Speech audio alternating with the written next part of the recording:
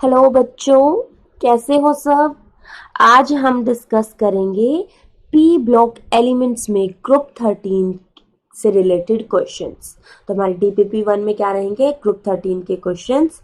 तो शुरू करते हैं अपने पहले क्वेश्चन से। Molecular formula of feldspar is. तो हमें यहाँ पर फेल्सपार का मॉलिक्यूलर फॉर्मूला बताना है।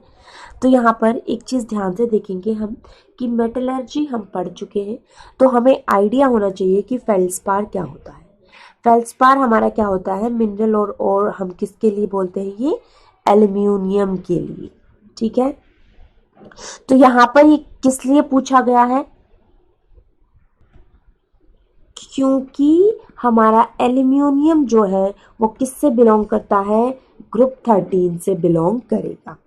ठीक है, अब मिनरल सबको पता है क्या होता है। ठीक है, तो फॉर्मूला अगर मैं देखूं तो इसका क्या होता है, K2O.Al2O3.6SiO2।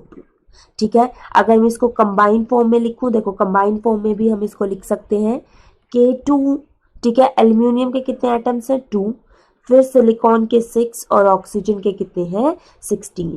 कंबाइन फॉर्म में हमने पहले क्या लिखा, मोस्ट इलेक्ट्रोपॉजिटिव एलिमेंट से लेके लास्ट में मोस्ट इलेक्ट्रोनेगेटिव एलिमेंट तक फॉलो किया है। ठीक है, अब इसमें से अगर मैं 2 कॉमन ले लूंगी, ठीक है, मैंने क्या ले लिया यहाँ पर, देखो ध्यान से देखो, कॉमन आ रहा है हमारा 2, तो मैं इसको किस तरीके से रिप्रेजेंट कर सकती हूँ, KAlSi3O8। तो ये हमारे तीनों फॉर्मूले, इस तरीके से हम इसको फेल्सपार को रिप्रेजेंट कर सकते हैं। तो ध्यान से देखेंगे कौन सा ऑप्शन करेक्ट है हमारा यहाँ पर, ऑप्शन 1 में। अब एक चीज यहाँ पर करेक्शन हमें करनी है, ये SiO2 है। ठीक है, तो इसके हिसाब से हमारा कौन सा ऑप्शन करेक्ट हो जाएगा, option A is the correct answer of our question. Second देखो, अब हमें सेकंड क्वेश्चन में क्या है, a soft heavy metal with melting point. Heavy metal मतलब हमारा क्या होगा, ये डाउन द ग्रुप लाई करता है। ठीक है, हैवी मेटल मतलब lies down the group with melting point 30 degree Celsius. 30 degree Celsius melting point है, इसका मतलब हमें क्या पता चल रहा है यहाँ से कि it is liquid near room temperature. Room temperature के पास ही, आसपास ही हमारा क्या है, लिक्विड की फॉर्म में एग्जिस्ट करेगा। And used in making heat sensitive thermometers the metal is. तो थर्मोमीटर्स बनाने के लिए हम कौन सा मेटल यूज करेंगे, A caesium, B potassium, C sodium and D gallium. तो यहाँ से देखो पोटेशियम और सोडियम तो बिल्कुल करेक्ट है, बिल्कुल इनकरेक्ट है, क्योंकि वो हमारे लिक्विड नहीं होते नियर रूम टेम्परेचर, उनका मेल्टिंग पॉइंट हाई होता है। जबकि सीजियम और gallium they can exist as liquid. तो यहाँ पर जो गैलियम है उसको हम यूज करते हैं किसमें, थर्मोमीटर्स में। तो यहाँ क्यों, क्योंकि वो क्या होता है, सिल्वरी इन कलर होता है। ठीक है, सिल्वरी इन कलर होगा और ग्लास लाइक सॉफ्ट मेटल वो होता है। सिल्वरी मतलब ग्लास लाइक रहेगा, ठीक है, अपीयरेंस उसकी, और क्या होता है, वो सॉफ्ट मेटल होता है। और यहाँ पर मेंशन किया हुआ है that is a soft heavy metal. ठीक है, इतना मेल्टिंग पॉइंट होता है कि ये हमारा क्या होता है, हम इसको अपने हाथ पर रखेंगे तो मेल्ट हो जाएगा by absorbing heat from the palm. ठीक है, तो यहाँ से ऑप्शन डी क्या हो गया, करेक्ट आंसर। वैसे हमने अगर पढ़ा कि मेकिंग हीट सेंसिटिव थर्मोमीटर्स, तो हमें पता होना चाहिए gallium is the correct answer. Next question देखो अब क्या है, aluminium hydroxide is soluble in excess of sodium hydroxide. तो यहाँ पर हमें क्या देखना है, एक्सेस वर्ड पर देखना है, फॉर्मिंग द आयन। तो एक्सेस NaOH में कौन सा आयन फॉर्म होगा, तो ध्यान से देखेंगे, जब एल्यूमिनियम हाइड्रोक्साइड, ठीक है, हमारा रिएक्ट करेगा NaOH के साथ, तो हमें क्या मिलता है, ये कॉम्प्लेक्स मिलेगा NaAlOH4। ठीक है, अब हमें क्या गिवन है, एक्सेस में, तो ये हमारा लिमिटेड जब सप्लाई होती है, और जब एक्सेस में NaOH होता है तो हमारा क्या बनेगा, उसको भी हम यहाँ पर देख लेंगे। ठीक है। तो एक बनता है NaAlO2 सोडियम एल्यूमिनेट। इसको हम क्या कहते हैं? सोडियम एल्यूमिनेट कहते हैं। साथ में हमारा वाटर रिलीज होगा और सोडियम एल्यूमिनेट में जो एनायन होगा वो क्या होगा? AlO2 negative. ठीक है, तो कौन सा ऑप्शन करेक्ट हो गया? Option C is the correct answer. Next देखो अब क्या है, acidic strength of boron trihalides is in order of. तो बोरोन ट्राइहैलाइड्स जो होते हैं वो हमारे किस तरीके से एक्ट करते हैं? Behaves as Lewis acid. Lewis acid की तरह ये बिहेव करते हैं क्योंकि ये क्या होते हैं? इलेक्ट्रॉन डेफिशिएंट होते हैं। ठीक है, बोरोन जो होगा इसमें वो क्या होता है? बोरोन इलेक्ट्रॉन डेफिशिएंट होता है। ठीक है, और उसके पास क्या होता है? वैकेंट ऑर्बिटल होता है। ठीक है, वैकेंट ऑर्बिटल है तो ये क्या करेगा? एक्सेप्ट करेगा pair of electron to complete it deficiency. ठीक है, तो ध्यान से देखेंगे किस तरीके से यहां पर होता है। ये हो गया हमारा बोरोन। ठीक है, ट्राइहैलाइड सबसे पहले हमने ले लिया BF3। अब बोरोन के पास यहाँ पर क्या है? वैकेंट ऑर्बिटल है। ठीक है, और हर फ्लोरीन के पास क्या है? 3 लोन पेयर प्रेजेंट है। सारे हैलाइड आयन के पास क्या होते हैं? 3 लोन पेयर प्रेजेंट होते हैं। तो यहां से ये एक लोन पेयर क्या करेगा? बैक बॉन्डिंग करेगा।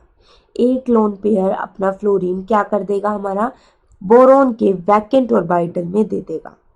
तो यहां से क्या हो रहा है?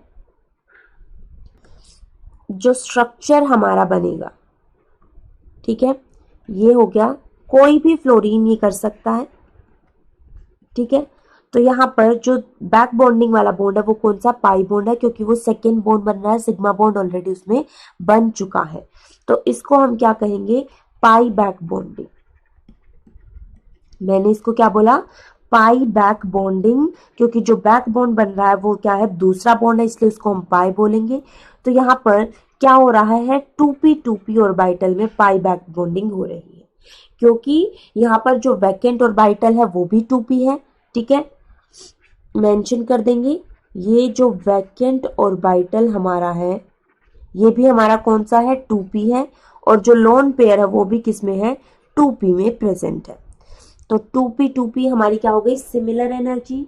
सिमिलर एनर्जी हो गई तो हमारी क्या होगी? ओवरलैपिंग बहुत अच्छी होगी। यहां पर हम लिखेंगे सिमिलर एनर्जी, तो यहां से इस वजह से इसकी क्या होगी? इफेक्टिव ओवरलैपिंग होगी। ठीक है, इफेक्टिव ओवरलैपिंग होगी। अब यहां पर क्या होगा? बोरोन की इलेक्ट्रॉन डेफिशिएंसी क्या हो गई? कंपनसेट हो गई। ठीक है, तो यहां पर हम लिखेंगे इस वजह से electron deficiency of boron is compensated. ये एक इंपॉर्टेंट टॉपिक है हमारा बोरोन ट्राइहैलाइड्स का। तो यहां से क्या होगा? लुईस एसिडिटी इसकी डिक्रीज हो जाएगी। देखो, हमें लुईस एसिडिक कैरेक्टर बताना है, तो यहां से इसकी लुईस एसिडिटी क्या हो गई? डिक्रीज हो गई। क्यों? क्योंकि यहां पर क्या हो गया? इफेक्टिव ओवरलैपिंग हो गई। ठीक है, क्लियर। अब जैसे BCl3 में अगर मैं ओवरलैपिंग करूंगी तो क्या होगी? 2p3p। ठीक है, Br3 में करूंगी तो बोरोन का 2p ऑर्बिटल होगा और Br का क्या होगा? 4p। Bi3 उससे नीचे क्या रहेगा? 2p 5p। तो यहां पर डिफरेंस इन एनर्जीज क्या हो रहा है? इंक्रीज हो रहा है। तो यहां पर हम मेंशन कर देंगे कि as size of halide ion increases, ठीक है, हैलाइड आयन इंक्रीज करेगा, extent of back bonding decrease करेगी। Extent of back bonding decreases, और ये बेटा डिक्रीज क्यों हो रही है? Due to the ineffective overlap of, due to large energy gap between overlapping orbitals। ठीक है, ओवरलैपिंग और बाइटल्स में लार्ज एनर्जी गैप आ गया, जिसकी वजह से हमारी ओवरलैपिंग इफेक्टिव नहीं हुई, तो उसकी लुईस एसिडिटी क्या करेगी, इंक्रीज करेगी, ठीक है, from top to bottom. Therefore Lewis acidity, क्योंकि हमारा उसकी डिफिशियंसी क्या हो जाएगी, जितनी इनइफेक्टिव ओवरलैपिंग होगी, लुईस एसिडिटी उतनी ही ज्यादा होगी। तो Lewis acidity increases in the order, देखो कैसे, BF3 में सबसे कम होगी, BCl3 में उससे ज्यादा, BBr3 में उससे ज्यादा और BI3 में सबसे ज्यादा। तो ये कौन से ऑप्शन में देखो मैच कर रहा है, हमारा ऑप्शन 1 में ही, तो 1 is the correct answer. Next देखो अब क्या है, which metal is protected by a layer of its on oxide. तो यहाँ पर सिल्वर, गोल्ड, एल्यूमिनियम, आयरन, ये सब हमें गिवन है। तो यहाँ पर देखो जो आंसर है वो हमारा क्या है, एल्यूमिनियम है। मान लो ये एल्यूमिनियम है, ठीक है, एल्यूमिनियम के ऊपर उसकी खुद की लेयर बन जाती है in the presence of air, वो क्या करेगा, Al2O3 बना देगा और प्रोटेक्ट करेगा एल्यूमिनियम को फ्रॉम कोरोजन, ठीक है। तो यहां से option B is the correct answer. Next question देखो अब क्या है, which of the following does not exist in free form. Free form में कौन एग्जिस्ट नहीं करेगा। तो देखो BF3, BCl3 और BBr3 अभी हमने डिस्कस किया लुईस एसिडिटी डिस्कस करते वक्त कि फ्री फॉर्म में क्या करेंगे, ये एग्जिस्ट करते हैं, क्योंकि बोरोन की इलेक्ट्रॉन डेफिशिएंसी कंपनसेट हो जाती है इस तरीके से। यहाँ पर X हमारा क्या है, फ्लोरीन, क्लोरीन एंड ब्रोमीन। तो यहाँ पर ये लोन पेयर अपना इसमें दे देगा, तो यहाँ से हमारा क्या हो जाएगा, बैक बॉन्डिंग हो जाती है। तो इस तरीके से यहाँ पर क्या हो गई, पाई बैक बॉन्डिंग हो गई। क्लियर है यहाँ पर।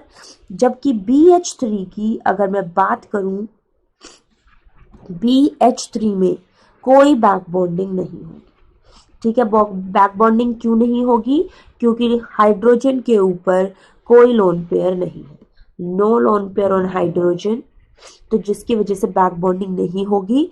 तो to complete it deficiency it exist as dimer, it exist in form of dimer, और डाइमर हमारे इसका क्या होता है, डाइबोरेन, दैट इज B2H6, ठीक है। B2H6 का मैं यहां पर अगर स्ट्रक्चर बनाऊं तो देखो क्या रहेगा,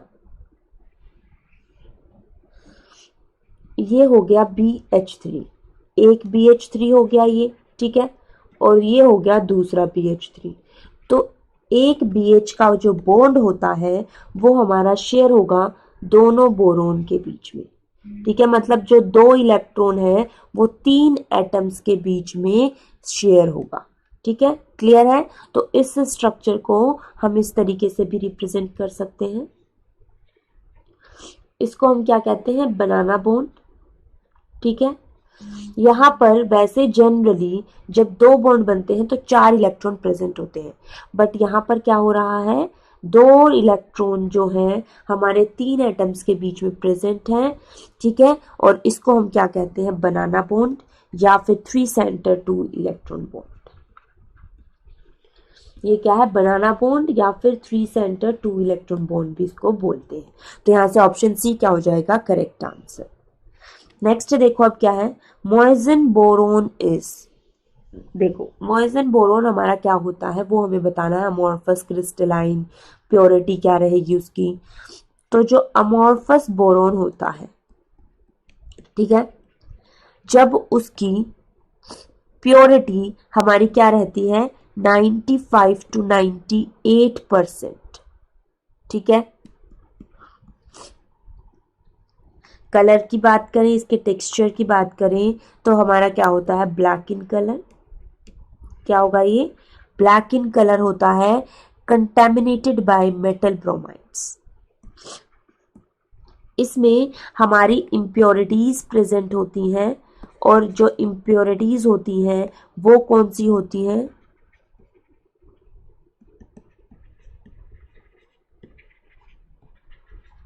कंटेमिनेट बोराइड्स, मेटल के बोराइड्स इसमें प्रेजेंट रहेंगे। तो अमोर्फस बोरोन होता है with low purity. Ultra purity तो हमारा क्या होता उसमें 100% प्योर होता।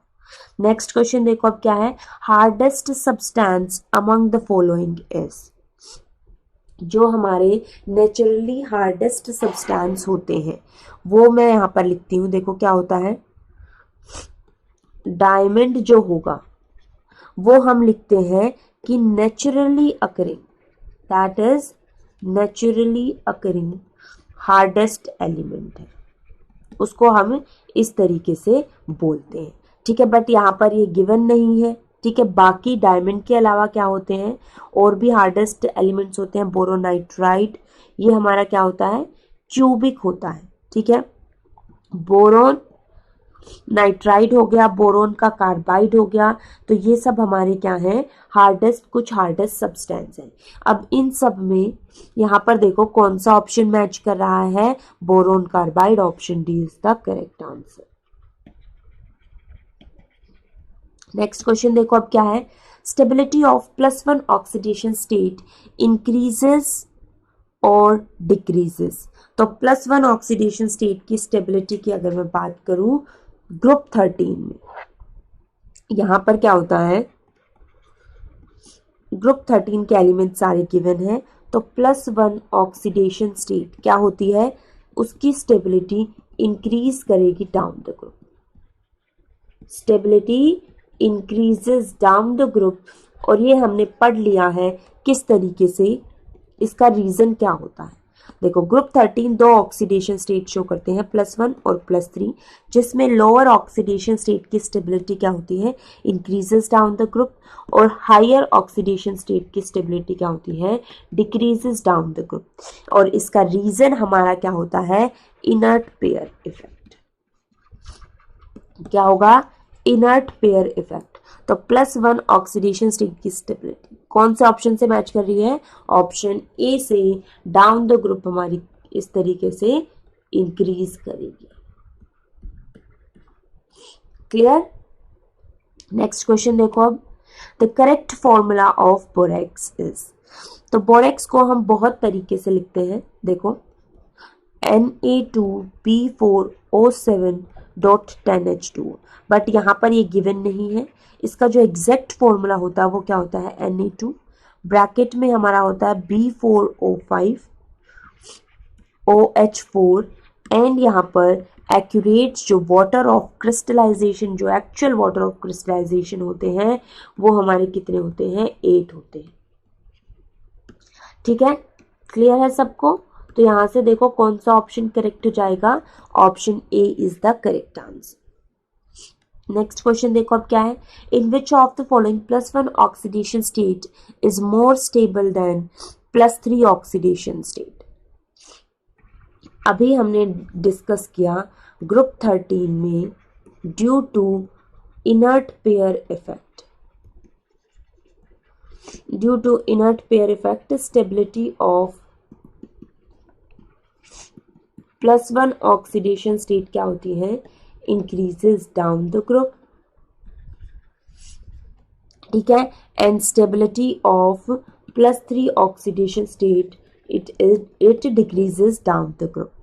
तो अगर मैं देखो लिखती हूं यहाँ पर एलिमेंट्स को, boron, aluminium, gallium, indium, thallium, तो जो लास्ट वाला जो एलिमेंट है इसमें क्या होगी, +1 क्या रहेगी, मोस्ट स्टेबल रहेगी। ठीक है, तो यहां से option C is the correct answer. और बोरोन में क्या रहेगी, +3 मोस्ट स्टेबल रहेगी। नेक्स्ट देखो अब, boron compounds have a Lewis acid because of a covalent character, electron deficient character, C ionization property, D ionic nature। तो यहाँ से option B electron deficient character क्या हो जाएगा, correct answer of this question.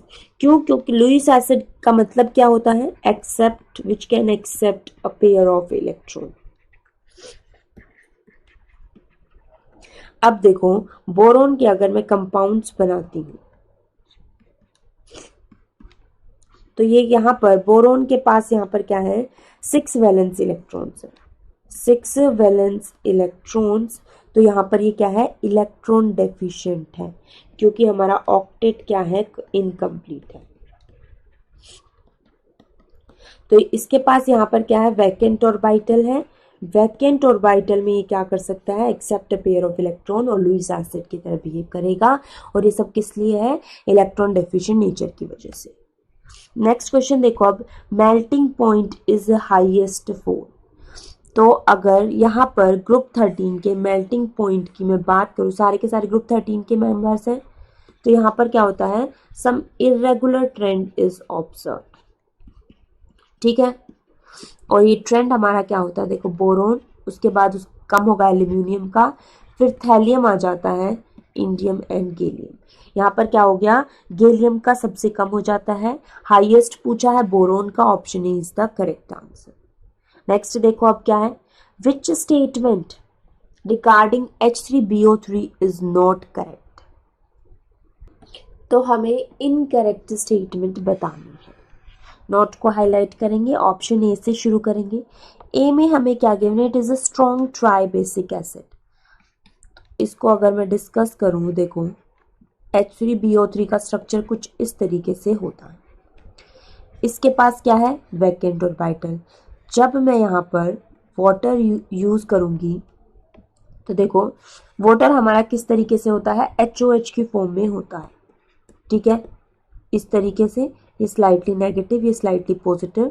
तो ये ऑक्सीजन क्या करेगा, अपने लोन पेयर यहाँ पर दे देगा इसके वैकेंट ऑर्बिटल में। अब इसके वैकेंट ऑर्बिटल में दे दिया, तो यहाँ पर क्या बन जाएगा, BOH4 नेगेटिव और एक H पॉजिटिव जो वाटर से आया है वो रिलीज हो गया। तो यहाँ से ये क्या हो जाएगा, मोनोबेसिक एसिड हुआ। क्या हुआ, मोनोबेसिक एसिड, क्योंकि इसने एक H पॉजिटिव दिया है सॉल्यूशन में। क्लियर है यहाँ से, और ये एक्सेप्ट कर रहा है लोन पेयर ऑफ इलेक्ट्रॉन, जिसकी वजह से क्या करता है, लुईस एसिड की तरह बिहेव करेगा। B, it is prepared by acidifying aqueous solution of borax. तो मान लो ये हमारा एक्वस सॉल्यूशन ऑफ बोरेक्स है। ठीक है, एक्वस है तो मैं वाटर ऑफ क्रिस्टलाइजेशन यहाँ पर लिख नहीं रही हूँ। इसको जब मैं एसिडिफाई करूंगी तो हमें देखो क्या मिलता है, H2B4O7 प्लस NaCl। Na को हाइड्रोजन से रिप्लेस कर देंगे। ठीक है, अब जब इसको वाटर के साथ में रिएक्ट कराती हूँ तो हमें क्या मिलता है, H3BO3। तो ये भी क्या है, बिल्कुल करेक्ट है। ठीक है, see it as a layer structure in which planar BO3 units are joined by hydrogen bond। तो यहां से देखो किस तरीके से होगा, यहाँ पर ये हो गया BOH3। ठीक है, ये हो गया BOH3। यहाँ पर पार्शियल पॉजिटिव चार्ज रहता है हाइड्रोजन पर, और ऑक्सीजन पर पार्शियल नेगेटिव चार्ज रहेगा। तो जो दूसरा BOH3 का स्ट्रक्चर होगा, ठीक है, ध्यान से देखेंगे, ये हमारा दूसरा BOH3 का स्ट्रक्चर है। ठीक है, अब इसमें भी क्या रहेंगे, हमारे same partial negative positive charges रहेंगे। तो जो पार्शियल पॉजिटिव चार्जेस हैं वो दूसरे BOH3 के नेगेटिव से इंटरैक्ट करेंगे, और जो नेगेटिव है वो पॉजिटिव से इंटरैक्ट। इस तरीके से यहाँ पर क्या हो जाएगी, हाइड्रोजन बॉन्डिंग बन रही है। ये हमारी क्या हो रही है, हाइड्रोजन बॉन्ड बन रहा है। तो बिल्कुल करेक्ट है यहाँ पर। D, it does not act as proton donor and act as Lewis acid, बिल्कुल करेक्ट है। यहाँ पर क्या हो रहा है, ऑप्शन ए में हमने देख लिया कि ये प्रोटोन नहीं दे रहा, खुद का प्रोटोन नहीं दे रहा, वाटर का प्रोटोन दे रहा। ठीक है, और खुद क्या कर रहा है, लुईस एसिड की तरह बिहेव करेगा। तो इनकरेक्ट कौन सा है, option A is the correct answer. Next देखो, boric acid is polymeric due to a, its acidic nature, its geometry, presence of hydrogen bond. ठीक है, और हमारा क्या है, its monobasic Lewis acid structure. तो प्रेजेंस ऑफ हाइड्रोजन बॉन्ड ये हमने क्वेश्चन 14 में अभी डिस्कस किया है। ठीक है, क्लियर है सबको। दोबारा देखो मैं यहाँ पर बना देती हूँ एक बार फिर से। ये एक BOH3 हो गया, ठीक है, ये दूसरा BOH3 हो गया, एक और तीसरा BOH3 भी मैं यहां पर बना देती हूं। देखो ये हो जाएगा OH3 और यहां पर ये क्या हो गया। तो ध्यान से अगर देखें तो हाइड्रोजन बॉन्ड बनेगा हमारा 2 यूनिट्स के बीच में, पार्शियल नेगेटिव और पॉजिटिव चार्जेस के बीच में, ठीक है। तो इसको हम क्या कहेंगे, हाइड्रोजन बॉन्ड कहते हैं, जिसकी वजह से क्या है, पॉलीमेरिक है। नेक्स्ट क्वेश्चन देखो अब क्या है, hybridization of boron atom in orthoboric acid. तो ऑर्थोबोरिक एसिड हमें पता होना चाहिए। अब नेमिंग, तो ये क्या होता है, H3BO3। तो H3BO3 का स्ट्रक्चर क्या हो गया, ये स्ट्रक्चर हो गया हमारा, ठीक है।